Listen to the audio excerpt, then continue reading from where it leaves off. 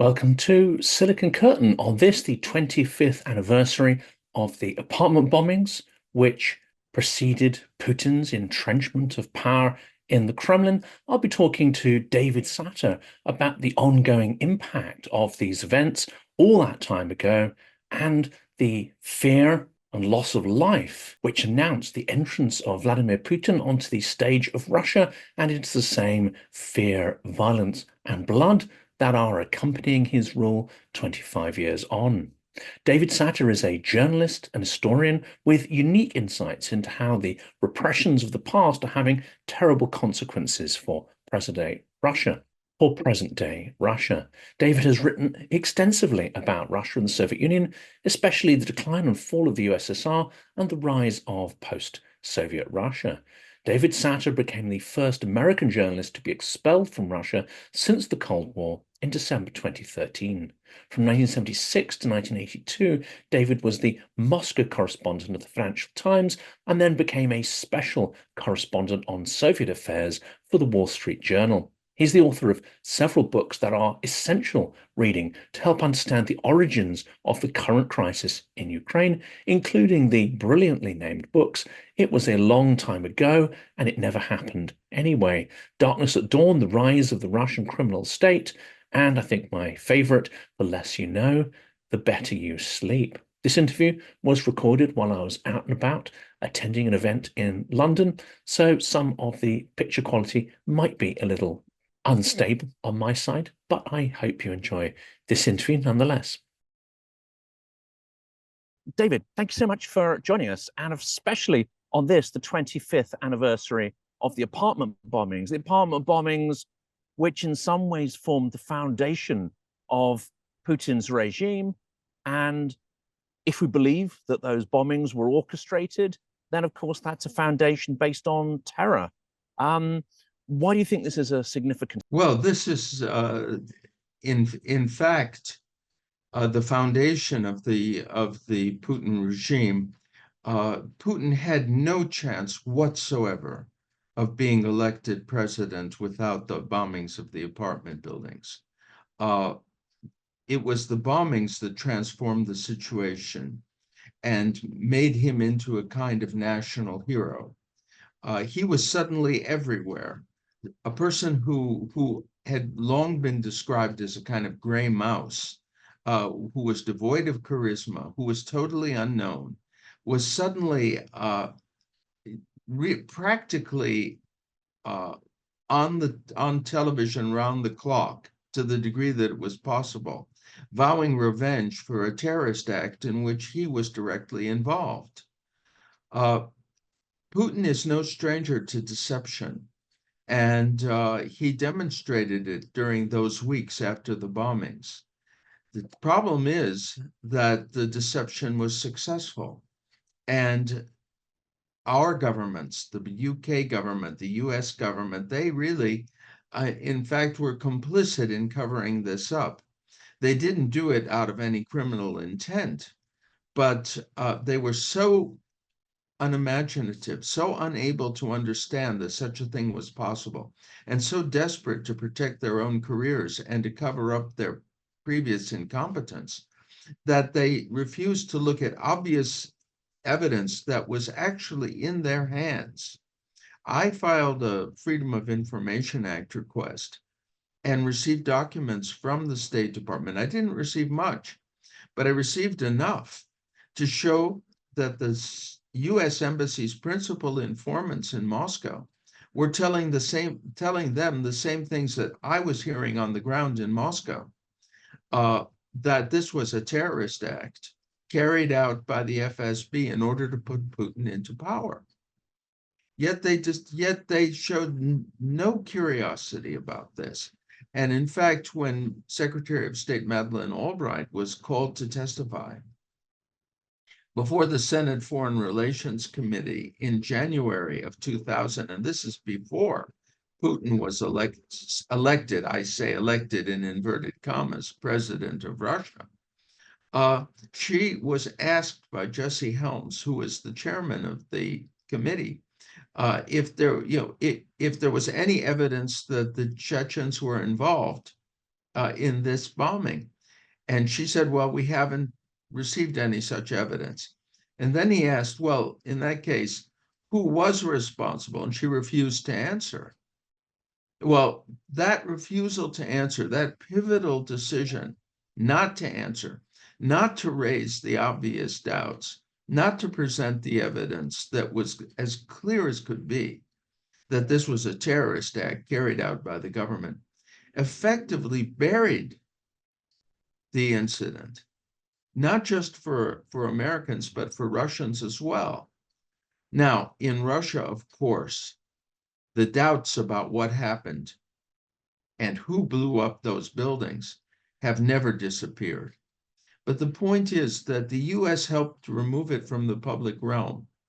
In 1999, in October, I was the first person to write about this. I wrote about it in an op-ed in the Washington Times, which was ignored.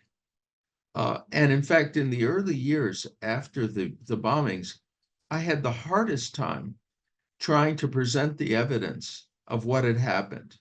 Now, with the passage of time and the increasing evidence that Putin is, in fact, a terrorist leader and that he's capable of such an act, more and more people have come around to the realization that what happened was an act of a false flag attack. It was an act of terror carried out by the Russian government against its own people. And I've found that the message that I've tried to give to the world, I mean, has received greater and greater acceptance. And now, in fact, if you were to raise the question, even in political or journalistic circles, many people would agree, or else they would say, we just don't know. But the fact is, 25 years too late is not as helpful as taking a stand at the time, making the policies that would have made it possible to prevent the slaughter that's taking place now. All of this was preordained. Yet the war in Ukraine, and this is terribly important, was an avoidable war. This was it reminds me of what Churchill said about the Second World War, said, this was a preventable war. And we could have easily prevented the Russian attack on Ukraine with a different set of policies. But in fact, what happened was when we suppressed the evidence that was in our possession, when we refused to look at the reality, we also guaranteed that there would be no institutional memory of the incident. Now, Madeleine Albright was a Democrat, but it was at the end of the Clinton administration. But it's a mistake to think that it's just the stupidity of the Democrats, as various people in the US would be prone to say, because once she left office, nothing in the way of a realistic assessment of Russia was passed down through the bureaucracy and available to the new administration, which was absolutely no better. In fact, there were some truly egregious moments during the George W. Bush administration, when Bush, for example, said that he looked in Putin's eyes and got a sense of his soul, or when he and his father, as a special personal gesture, invited Putin to Kennebunkport, which is the family home in Maine. A complete lack of understanding who they were dealing with. This was kind of Tony Blair style naivete. Blair recently, I was interested to see, was interviewed on when Putin changed. It would have been more appropriate to say when Blair finally wised up, because he also had the information. And I know from my context that intelligence services all over the world were aware of what had happened. So what does it mean? Well, when you continually appease an aggressor, you encourage him. When you close your eyes to terrorist acts, not just the bombing of the buildings, but the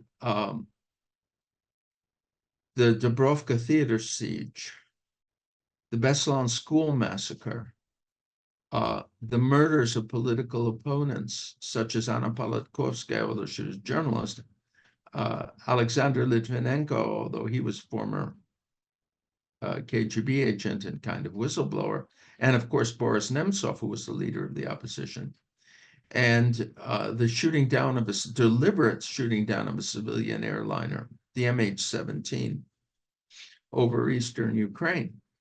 If you're going to close your eyes to all those things and pretend they didn't happen, or that somebody else was involved, or that it's not clear, anyway, we're too superficial to go into it. And by the way, we've got an election coming. Then don't be surprised if someone like Putin, who has had criminal background, going back to his days in St. Petersburg, has a communist mentality, if he doesn't get the message. We could have given another message, and we still can. Well, I'll fire another question in there. So Go you ahead. talk about impunity, the Russia having impunity, and to an extent we're brushing knowledge of their crimes under the carpet for various reasons.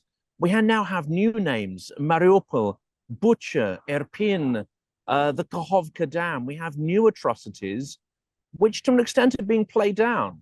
We're still giving Russia impunity to commit these crimes, and we're not defining the punishment for them.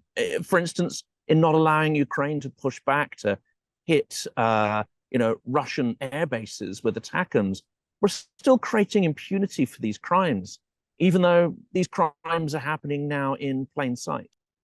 Yes, I mean, certainly I agree that all of the crimes that you've mentioned would have been more than justification for removing the limits on the use of Western arms that have been imposed on the Ukrainians.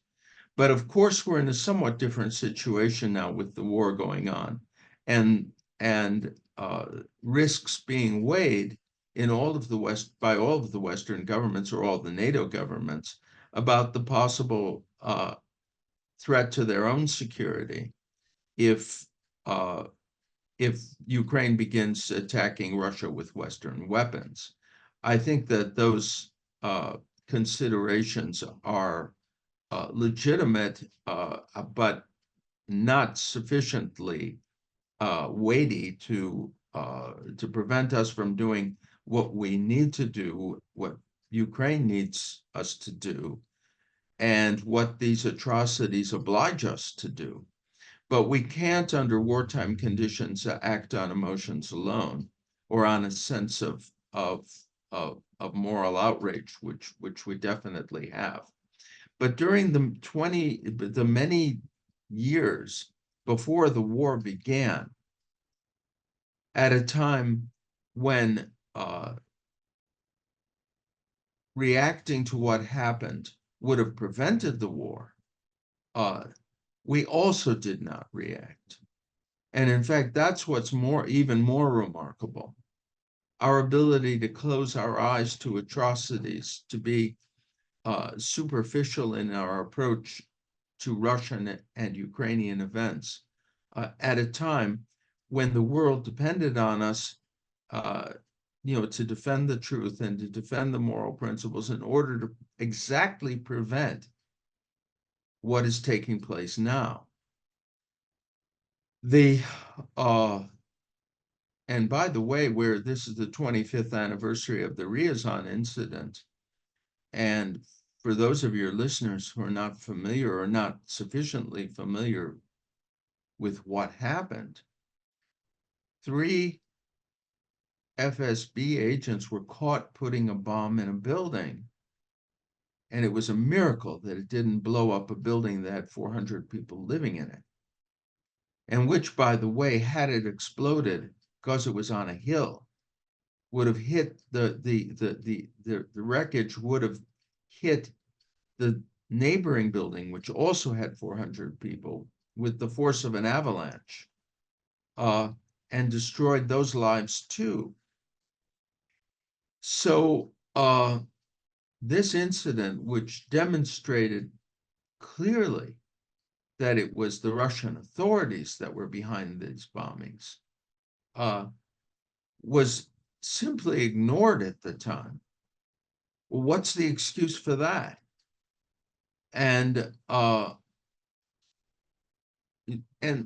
whole point here is, had the bombings, had the Ryazan incident, had the proof that it was the FSB and the government that was involved, and that Putin came to power through a false flag attack and is in fact a terrorist, had that been taken seriously at the time, all of our policies would have been different, or they should have been.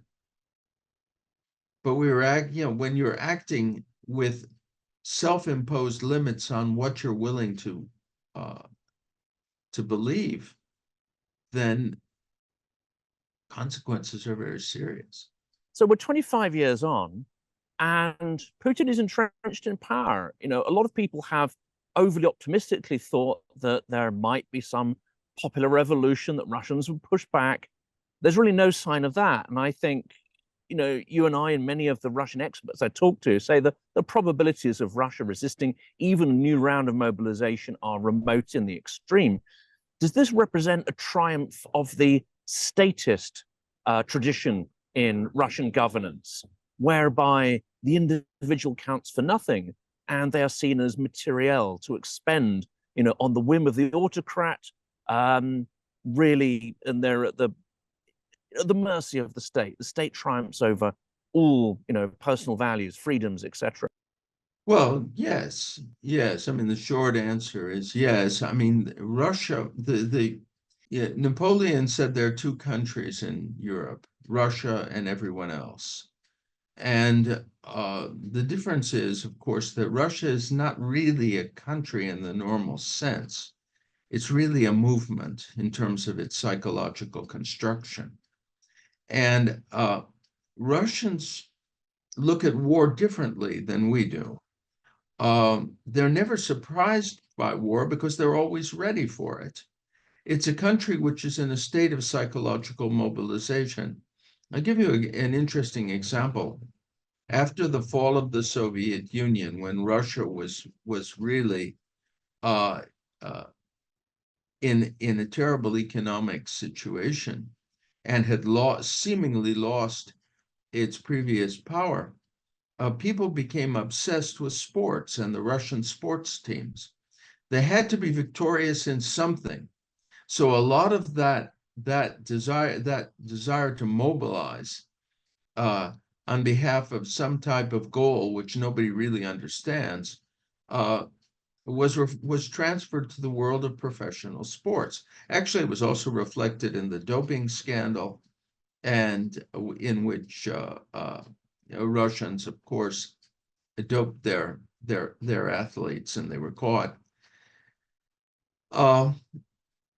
But Russia will not will and this is very much evident in the present situation. At first, even people I knew in Russia who seemingly intelligent and well-educated people were swept up in the mentality of a crusade, that of the gathering of the Russian lands, of the liberation of Ukraine from God knows what. As the war began, and of course they were told that everything was done to make them think it would be quick and easy. As it became clear that it's neither quick nor easy, enthusiasm diminished, and of course they began paying a lot of money to people to sign up which also had the effect of creating the impression on the part of the population that those who fight in Ukraine are mercenaries and not heroes. Nonetheless, there's a core reluctance in the Russian population to face the idea that Ukraine might defeat them, right or wrong. In fact, the same mechanism began to work during the Chechen War. Maybe it was wrong to go in, maybe it was a mistake to go in, but now that we're in, we can't lose because Russia cannot be defeated. So, and this is the inheritance of this kind of movement mentality, that the idea that the individual only exists in order to further the goals of the movement.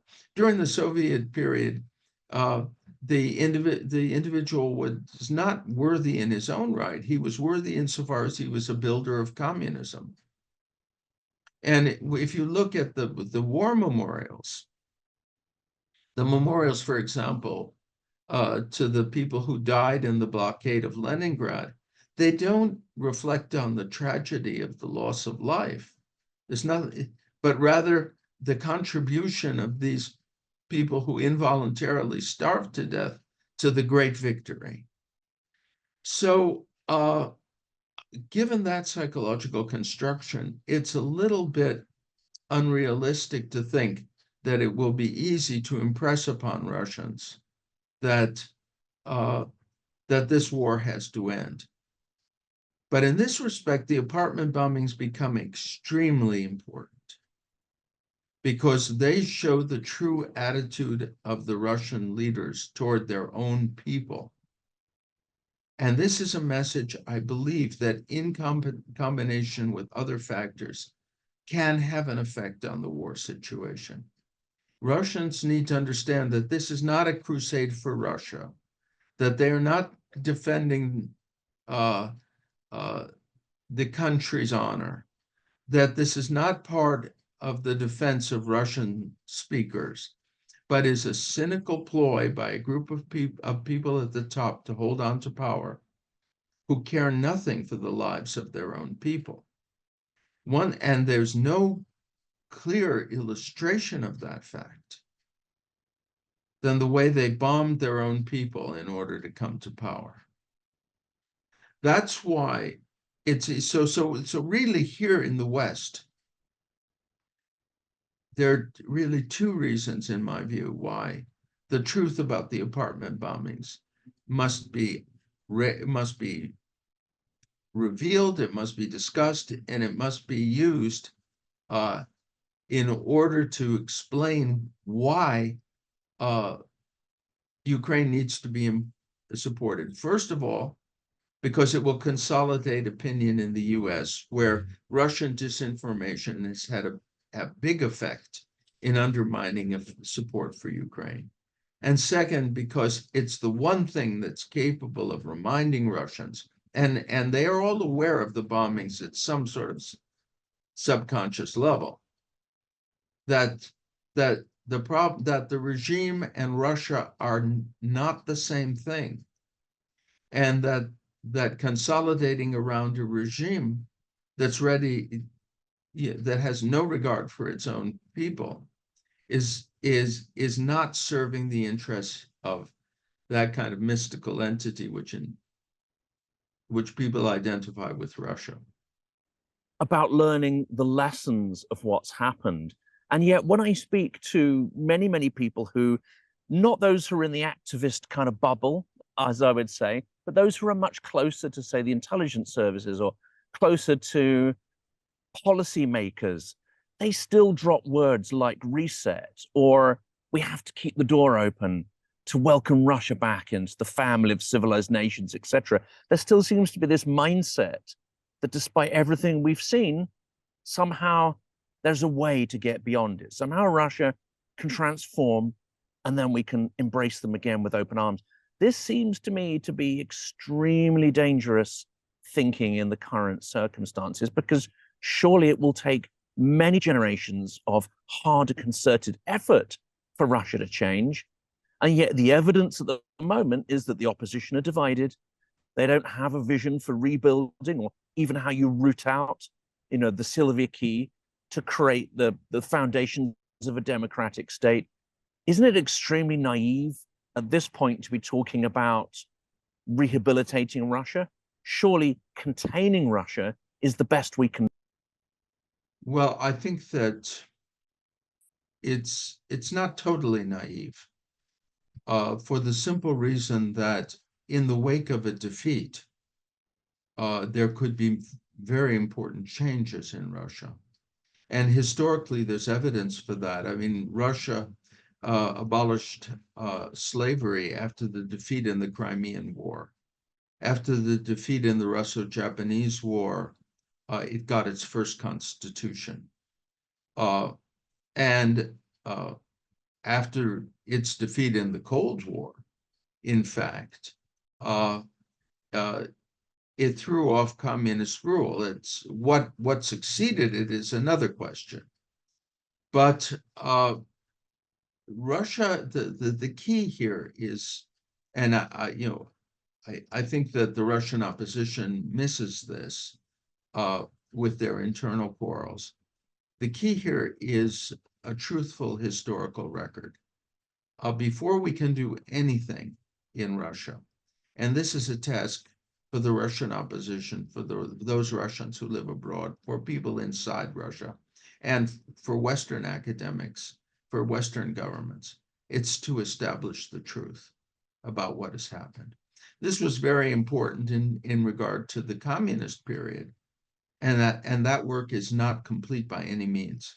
But unfortunately, with the fall of communism and the rule of a criminal government, a criminal regime in Russia, post-communist, we now have a whole new set of crimes, and those new crimes also have to be documented. This is why, once again, if we return to the subject of our discussion right now, the truth about the apartment bombings is absolutely key to Russia's future. I was asked by a Belarusian Belsat, which broadcasts to Belarus, why I considered it so important. And I can only repeat what I said then. I said, I don't think that Russia has a future without the truth about how Putin came to power, because in this one incident, we understand everything. We understand the development of the criminal regime under Yeltsin, and we understand the steps that were taken to save that regime and consolidate it for the future under Putin, at the cost of putting in power someone who was an open terrorist, unlike Yeltsin, who was certainly ready to kill people, but as far as we know, was not planning terrorist acts, although frankly, the verdict is out on that, because Yeltsin may have been involved in the planning of the apartment bombings. But in any case, the point is that without the knowledge that such a thing happened and that it was capable of taking place, we can't go further. That's a reality that cannot be suppressed. And because it means falsifying everything that happened in Russia for the previous 30 years and misunderstanding it. If we understand that the development of the country led to this and that the people in charge were capable of it and that they carried it out, it's at that point that we have a base for creating something new. You've emphasized truth throughout the conversation, and indeed our previous conversations. We have a problem with the truth as well. And the election taking place in the US shows that one of the problems is that Russian disinformation has found willing propagators, whether they're knowingly doing that or whether part of them believes some of these narratives.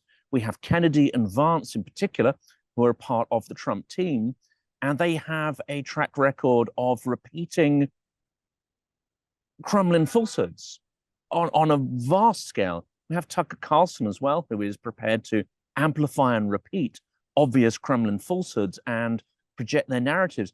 How can we cut through with the truth when our own information sphere is being polluted with Kremlin distraction and propaganda? That's a very that's a very important issue. But I think that we have to understand that we're kind of fighting this Russian disinformation with one hand tied behind our back and standing on tiptoe or something like that, because we ourselves don't know the true picture, or don't want to know it, and don't want to present it, and we don't have the wit to present it. We don't have the background. We don't have the sophistication, and we're too lazy.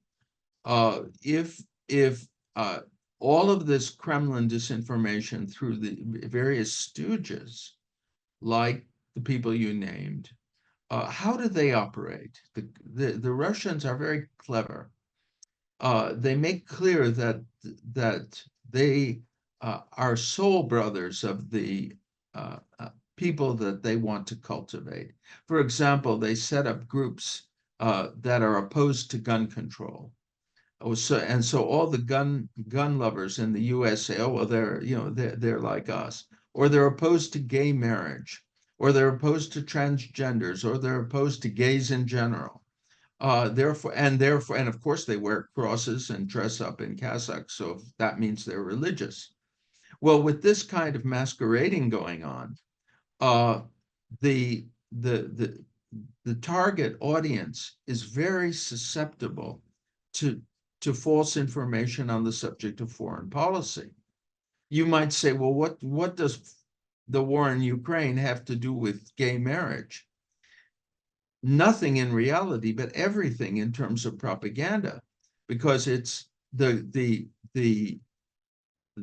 Russian pose that this is a Christian country which is defending traditional rights and is opposed to transgenderism, wokeism, and gay marriage, softens up the minds of those people who they want to to parrot their foreign policy positions. So how do you deal with that kind of corrupting influence? Well, first of all, even those people who are being deceived and manipulated are not necessarily bad people. We could even say, if we want to be generous, that they're good people with bad information. So therefore, they need good information. And if we are not capable of providing them with good information because of our limitations, well, don't be surprised if the Russians are successful. So that's yet another reason why this anniversary is so important, and why it's going to be fundamental going forward that the terrorist essence of the Russian regime, including how it began and its roots in the criminality of the 1990s, that be fully exposed. And that's also the way in which Russians themselves can finally orient and orient themselves and create the basis for a democratic development. Under those conditions, a situation is no longer hopeless. But it's not going to be easy, and it will take something. So it will take a level of penetration and knowledge and seriousness that we in the West have not demonstrated up until now. But there's nothing to prevent us from demonstrating it going forward. I think that's an interesting place to end and maybe cue up, future discussions. Sure. And it's a debate going on in the community of how you fight disinformation. Do you fact check? Or my view is you need to tell better stories than the propagandists. Those You stories don't need to fact be you anchored in don't the truth. you But don't fact check because, and this is something that people haven't also gotten through their heads. The Russians don't care if you fact check because you're just spreading their misinformation. The more you talk about it, the worse, the better it is from their point of view. You will never fact check fast enough to keep up with their lies and their misrepresentations, which, by the way, are calculated to appeal to people at a non-factual emotional level. After all, this is a Christian country that hates gays, or at least is opposed to gays. How could they be lying? It's that kind of idea. And so, I mean, by fact, we've created all kinds of organizations in the West to fact check Russian disinformation. In other words, we do what's natural to us. There's an old saying that if the only thing you have is a hammer, every problem looks like a nail. And we see they're telling lies, so we fact check their lies and spread their lies further instead of doing what we need to do, which is telling people who they really are, in which case they won't believe any of their lies and we won't have to fact check them.